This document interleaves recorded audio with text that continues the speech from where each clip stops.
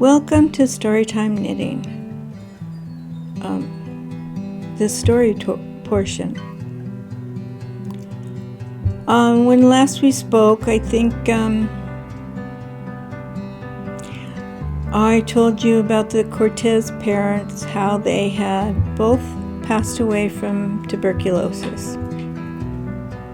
And the Cortez kids, all 6 of them, were left orphans. And they were neither farmed out to relatives or friends. I don't think they did that at that time. Because number one, I don't think many relatives were around. And number two, I think the friends that were out there were limited.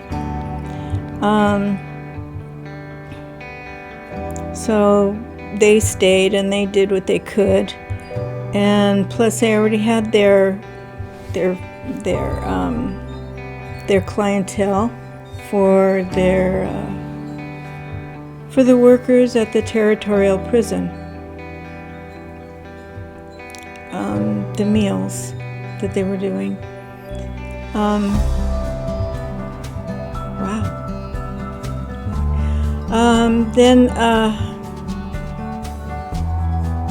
And they continued that. And the other children did what they could, the little jobs around the town, like taking down the laundry and sweeping up things where they could, delivering some, the groceries and whatnot.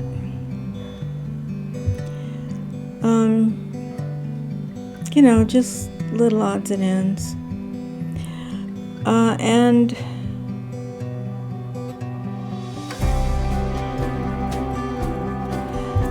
actually, they didn't say a whole lot of what their childhood was like. And it was,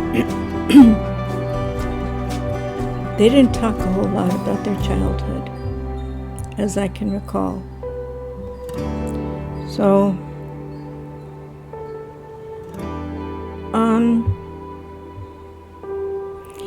I remember just little bits of pieces here and there, like they would talk about my Uncle Jay. My Uncle Jay was married to a very pretty lady. I don't know her name. I think I was told once, but she was very, very pretty. And he was married to her for a short time. Then he went to war. And he was killed by some friendly fire. Well, friendly fire. That's a contradiction in terms.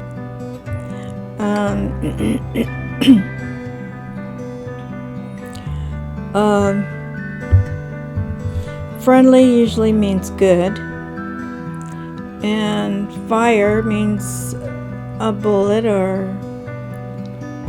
something that is not good. So you have 2 things, good and bad. So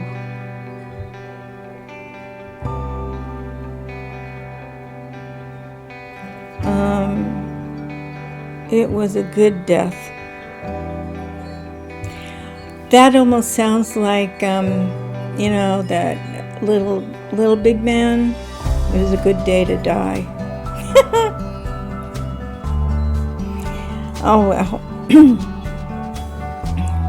Those Cortez kids were a real tight group. I'm sorry, I'm bouncing from subject to subject, but this ties into it. They were a real tight group. And I miss my Uncle Jay because he would have been, or he probably was, one of the tightest, since he was an older guy, the oldest brother. So I miss seeing him.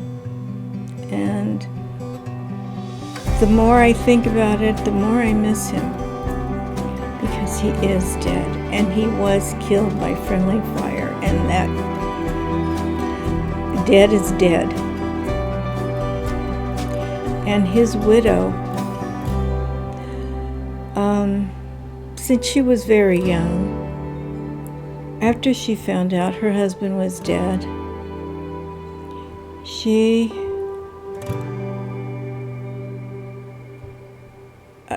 she was very young, and she wanted to do young people things. She went through her mourning period, and she was very sad, but then she had young friends, and they were encouraging their friend, to go out and do young things, which didn't make my aunts too happy. They thought she should be a widow for life. Well, that just wasn't the case. Anyway, so that was my Uncle Jay. Excuse me. I know that my mother and my Aunt Helen, the two youngest, and my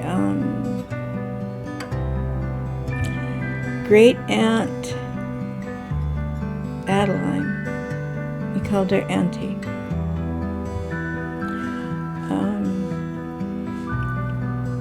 moved to San Diego, and I think they were gone about 2 years. They moved there, my mother graduated, and my aunt graduated from high school there.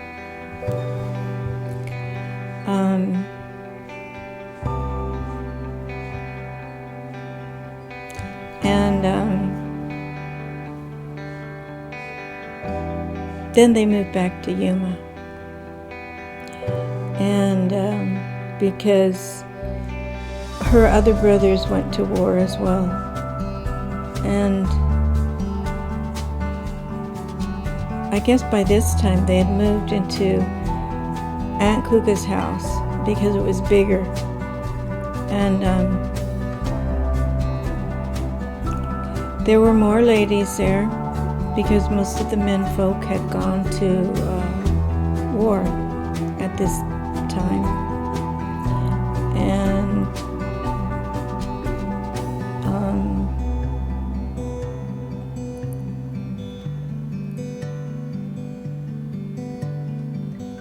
I don't know who was placed where.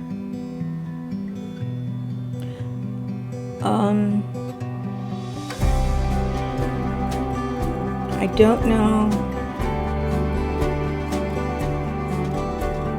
I know my Uncle Joe was in the Air Force, I think. The USF something. Well, I know my father was in the Navy. And my uncle, I had two Uncle Joes. My one Uncle Joe was in the Merchant Marines. And my Uncle Clyde was in the Marines.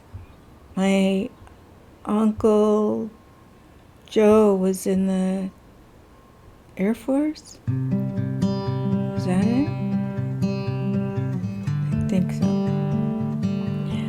My Uncle Jay, the one that passed away, he was, I believe he was a paratrooper. I could be wrong. I often am.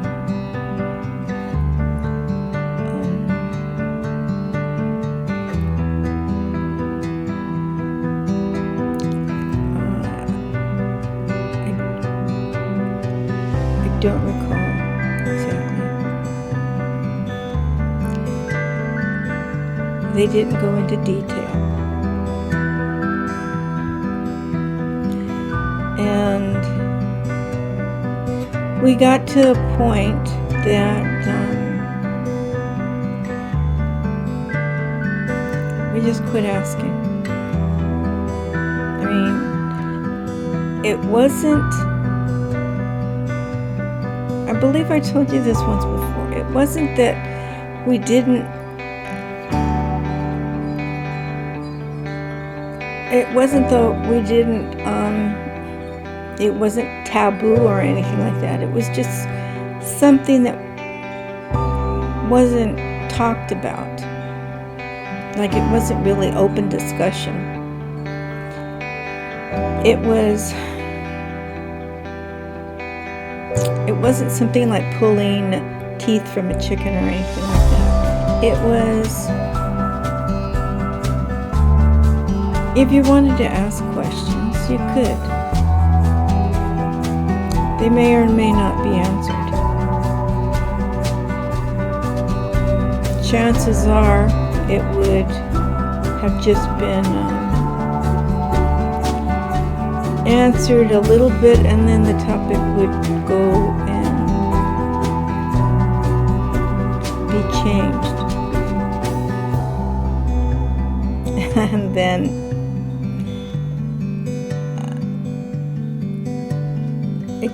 so it wasn't, I don't know. But I can tell you one little thing that my mom told me that tied into my childhood. We were out in the garden one day. It was in summer. It was at the late part of summer, about the time that a couple of weeks before school started, where she said, are you ready to go shopping? And I said, ooh, what are we shopping for? Shoes. And I wasn't too happy about that because that meant school starting. And she said, well, you know, when I was shopping, or when I was going to start school, my friends and I, we would always have to go to the store and find some really hard paper. And I said, why? She said, well, because my friends and I had to find hard paper to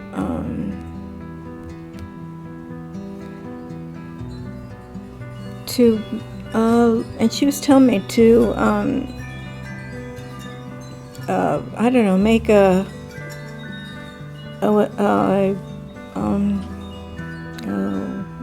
pattern for the inside of the shoe, because the president said you have to save your shoes as much as possible, because everything went for defense and nothing for defeat. That's what she told me. She said, now get your sweater and get your sister and go in the car. We have to go and get your shoes.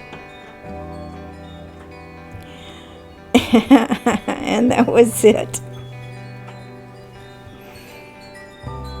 And that's about how everything was. It was, do this, and that's how it was when I was younger. And it was, change this topic. And that's how it was all the time. It wasn't bad, but she wouldn't really answer the question, you know. It wouldn't really be, that's how they did it. And it got to the point where you wouldn't be asking questions. You just figure, well, you know, that's how it was. Okay. because I thought she was going to tell me, oh, and this is what we happened, and this is... No. She just told me, the president said, and I just went, oh, okay. Anyway, that was that. Now I will tell you a little story. The other night, when I was turning everything off, I opened the door to let the dog out. I got myself a glass of water, turned off the lights, locked up the doors. Dog is outside. And then I closed the windows because it smelled like skunk.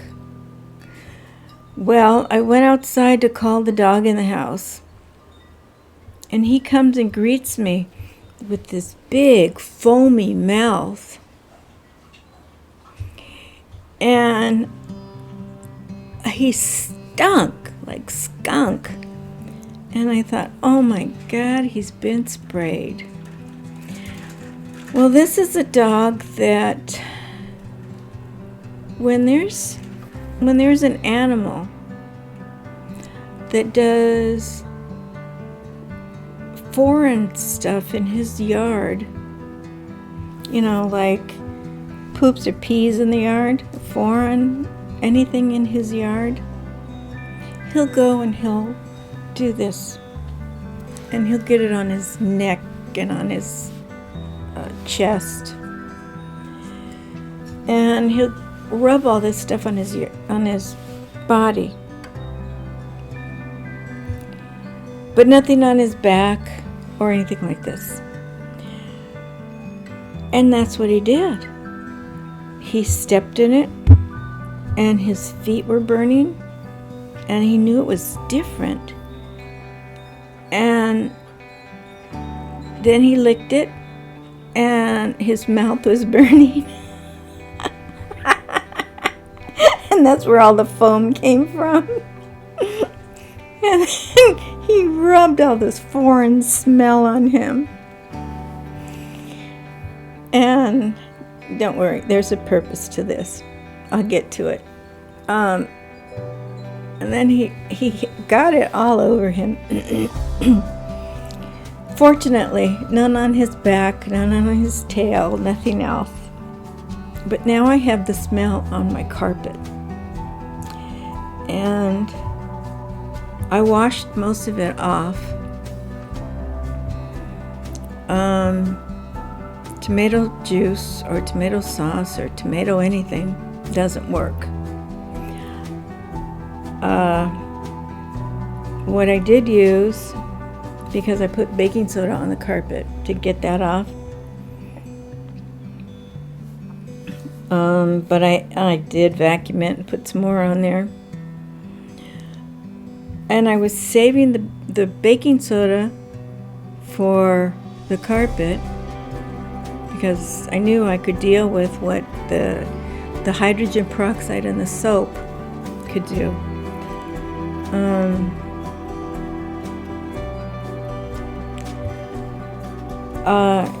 And that took away a lot of the smell.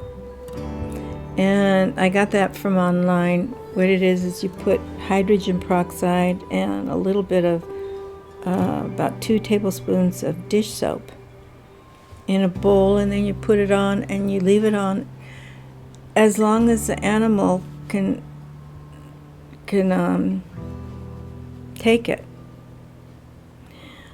And I guess it felt a whole lot better than that stingy stuff that he had on.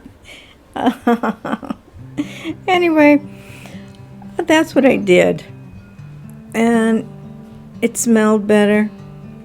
And it was a whole lot better. Anyway,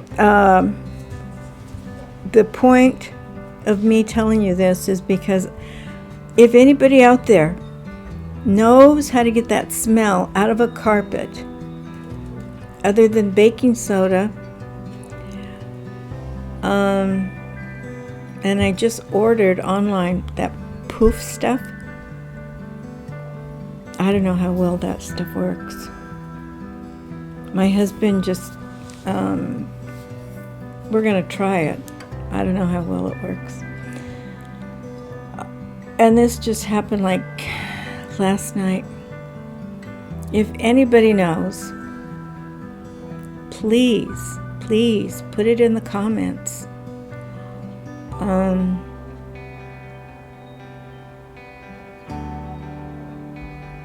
I love this little dog. I shouldn't say little. He's about 60 pounds. The reason I call him little dog is because the other dog that we had before is 100. He was over 100 pounds. So any dog we get after this is a little dog. But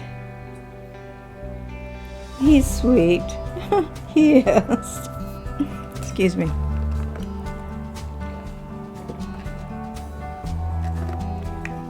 So I'll be looking in the comments. Excuse me. I'll be looking in the comments and hope that somebody puts in something for me. He really does smell. Not as bad as he did. And I get most of the smell because he likes to sit next to the chair when I'm sitting there. And he likes to stay on the bed. On my side of the bed.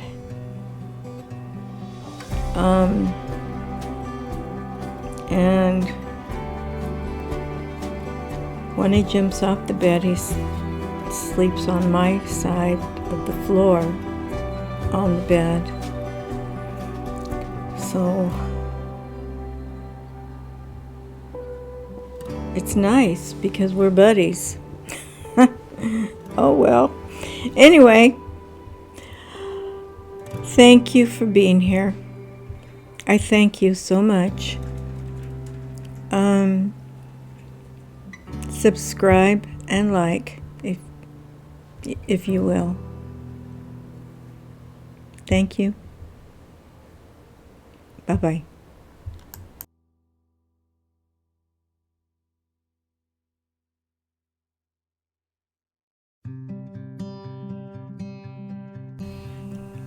Welcome, and thank you for joining me at Storytime Knitting, the knitting portion. Today we will make a yarn cake on this yarn ball maker. I think that's what it's called. Anyway, you wind it up this way and keep your yarn here. Remember to keep hold of it. This is very important. So you wind it up very slowly at first. Otherwise, it doesn't stick. See?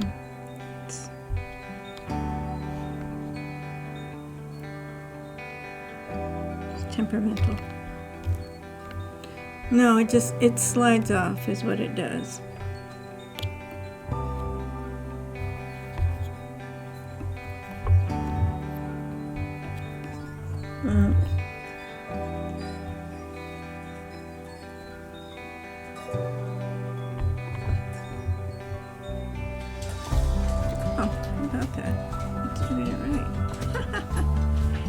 And you hold this thing for tension.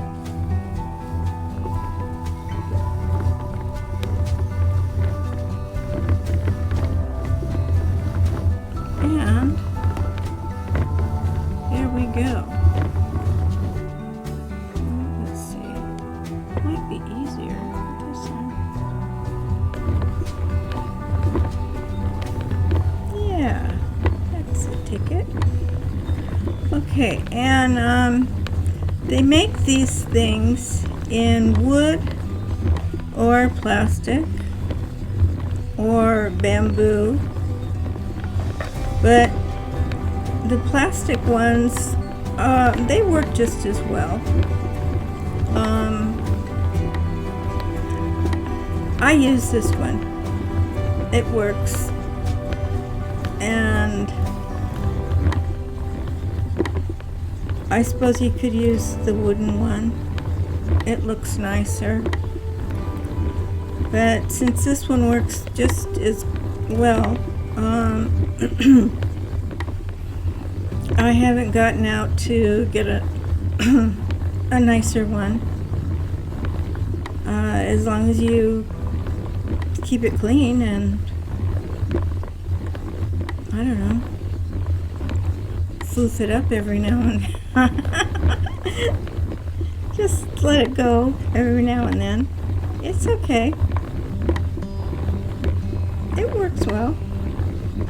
Keep it oiled and whatever, what have you.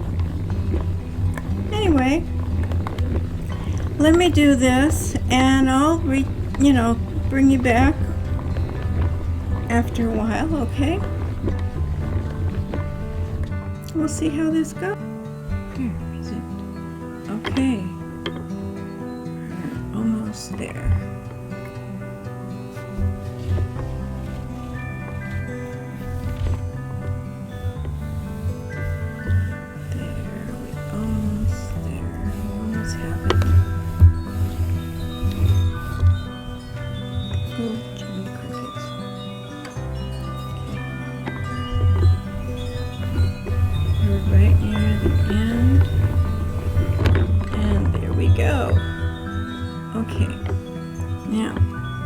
See this thing right here? The end of the, pull it out. There we go. And you have a little hole here. First off, let's not get that out yet. This here is a napkin that's rolled up.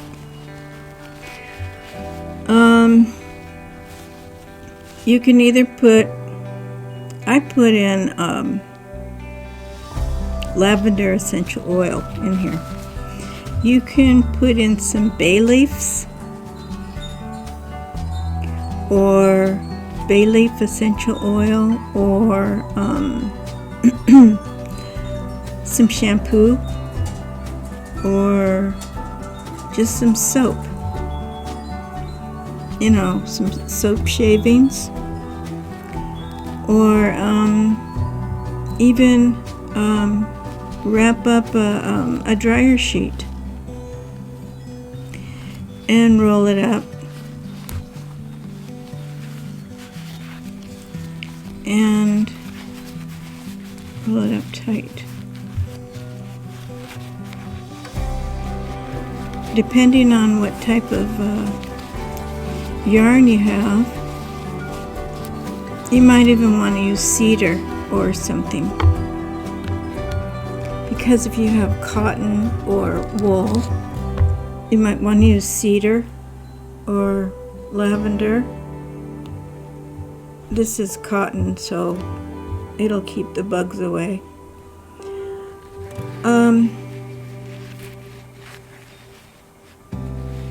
If you're using polyester, it'll keep the musty smell away. Because, yeah, everything gets a little musty after a while. If you are making a project, you have to get all your yarn, or you should get all your yarn together. Because, and this goes for polyester as well, even if you buy it late, not all dye lots are the same. If you have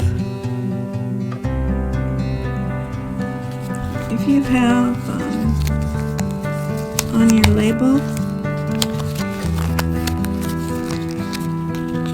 it says here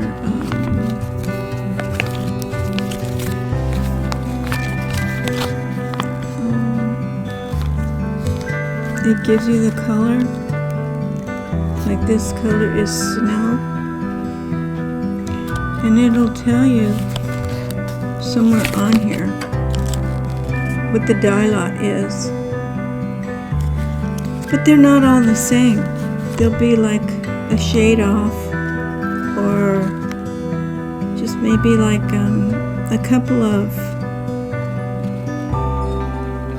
just a shade, or maybe something off a little bit. And it's not good. It's really not good. So you really need to buy all your stuff together. And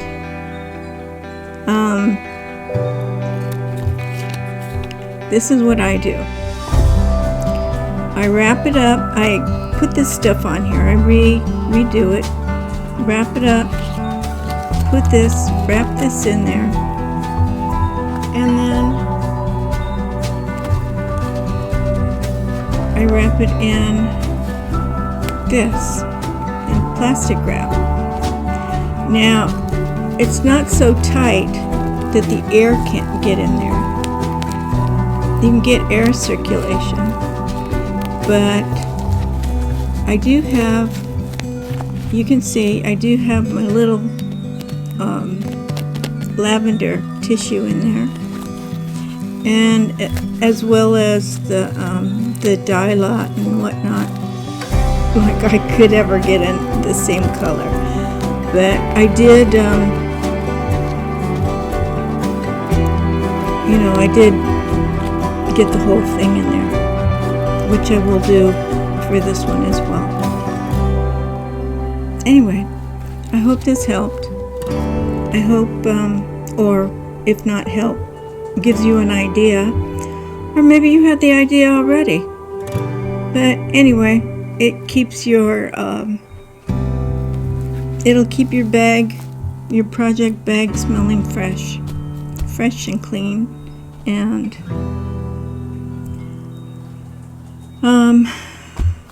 it'll keep your yarn smelling good. You'll want to pick it up, pick up your yarn and your project, and maybe you'll get it done sooner. And I don't know where I got this idea from, but it's a good idea. It really is. Maybe I got it from my mom. I don't know, because she used to put soap in her project bag. So, thank you, Mom. Thank you. Excuse me.